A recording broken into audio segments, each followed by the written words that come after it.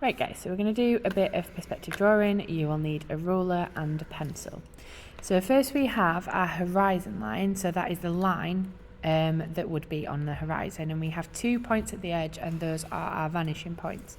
So in perspective drawing, we either have vertical lines that are at 90 degrees to the bottom of your page, or lines go towards one of the 2 vanishing points. So here we've got the edge of a cube, and each of those points is going to go towards that vanishing point on the right.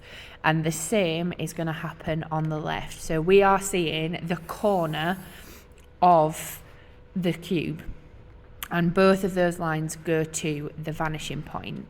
So using a ruler, you want it to go to the center of that vanishing point. We've then got the edges for both of our cube. Now we know in a cube that the lines are going to be parallel. So the lines that you do within for the edges of your cube need to be parallel to that 90-degree line, and they need to be within those triangles that you've just drawn. So they are going to be within the vanishing point lines you've just drawn. As we are seeing the bottom of this cube, the points that we've then just drawn need to go towards our vanishing point. So again, there should be no lines that aren't vertical at 90 degrees or that don't go to the vanishing point. All of the lines should do one of those 2 things. So there we have our completed cube. Now you can change that in regards to how big you do your cube, depends on how big you are doing those lines. We've then got one here that is below eye level. So the one that we've just done is above eye level, which would mean we would see the bottom of the cube. If it's below eye level, we're going to see the top of the cube. So this is slightly different in terms of where these are going to come. So again, both lines go towards our vanishing point. Every line goes towards our vanishing point unless it's at 90 degrees to the bottom of our paper, so straight vertical. Lines go towards our vanishing point. We then decide how big we want our cube, and it needs to be parallel and at 90 degrees to the bottom of our paper. Hello? So you can decide however big you want to make this. I've made it a ruler's I width haven't had roughly on chance both yet, sides. and I'm just doing a And video because we demo can see the for top, Mr. both Knighton, of those lines so I won't be need able to do it connect this to both of the lunchtime. vanishing points. Now, as this but I might line be is able to do it already next on break. one of the vanishing point lines, it needs to connect to the other vanishing point line.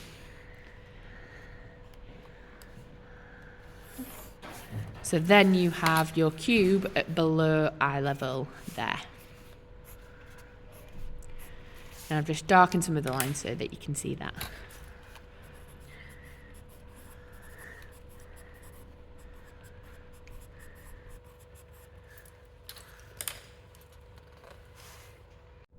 We've then got our next task. So first we need to draw in our horizon line.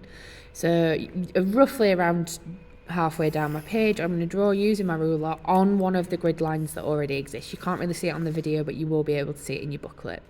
I'm then putting a cross where both of my horizon marks would be. So both of my vanishing points are now on there. We're going to start with a box that is at eye level. So that would go over the middle of our horizon line. So I've done it 4 big squares on the grid. And again, both of those lines need to go towards our vanishing point. So every line is either at 90 degrees to the bottom of the page or towards our vanishing point. If you have something that is wrong, it is because you've not done one of those 2 things. So then you dictate in the side of my cube, I have counted how many boxes there are, and that is parallel to that line in the middle, so it is 90 degrees. And that is at eye level. If we see a building, we don't see the top and the bottom of the building, we just see the sides. So that is on our eye level. Lining up with that, we're going to do one above eye level that is in line with the one that we've done below. So as if we are moving that cube just slightly up to above our eye level. So drawing that line first. On the last ones, you had the line given, so you are deciding where that is placed on your work. And every line towards the vanishing point. And the lines at the edge should also line up with this cube that you've drawn at the bottom. So that would dictate how big these cubes are going to be. Now, because this is moved up, we're going to see the bottom. So we know that these 2 points need to connect to both of our vanishing points. As they are already on a vanishing line, they need to connect to the opposite point.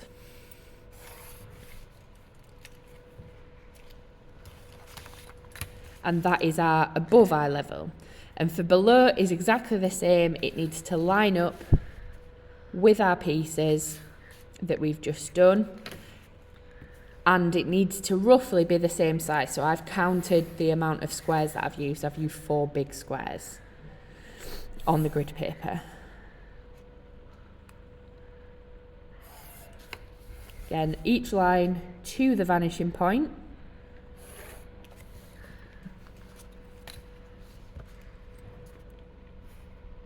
And those lines are parallel to the middle. And then the lines that I've just made then can help me draw the top by doing those to the vanishing point. You can then rub out any lines that you don't need, go over them in pen, and then render them like we did last lesson.